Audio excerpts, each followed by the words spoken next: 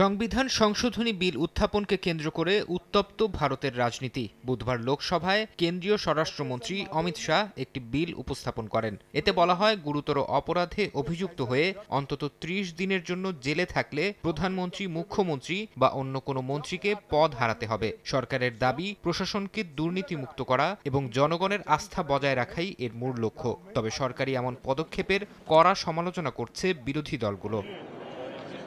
কংগ্রেস নেতা রাহুল গান্ধী বিলটির বিরোধিতা করেছেন। তিনি বলেন, দেশ মধ্যযুগে ফিরে যাচ্ছে। তখন রাজা যাকে খুশি সরিয়ে দিতেন। আজও একই অবস্থা তৈরি করা হচ্ছে। এনফোর্সমেন্ট ডিরেক্টরেটকে হাতিয়ার করে বিরোধী রাজনীতিবিদদের ১ মাস আটকে রেখে অপসারণের আশঙ্কার কথাও বলেন তিনি। রাহুল দাবি করেন, নির্বাচিত প্রতিনিধিদের মর্যাদা ধ্বংস করে বিজেপি ক্ষমতাকে সর্বগ্রাসী করতে চাইছে। সংবিধান বিক্রি করে দিয়েছে। পশ্চিমবঙ্গের মুখ্যমন্ত্রী মমতা বন্দ্যোপাধ্যায় বিলটিকে হিটলারি কায়দায় গণতন্ত্রের উপর আঘাত আখ্যা দিয়েছেন। তিনি বলেন, সিবিআই ও ইডির হাতে সীমাহীন ক্ষমতা তুলে দেয়া হচ্ছে। এর ফলে বিচার ব্যবস্থার অধিকার খর্ব হবে এবং সংবিধানের মৌলিক কাঠামো ধসে পড়বে। তার মতে, এই বিল জরুরি অবস্থার চেয়েও ভয়ঙ্কর।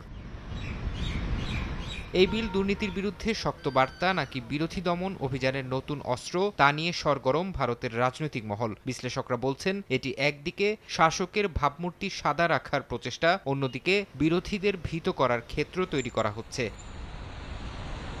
ফারহাদ চৌধুরী, সময় সংবাদ।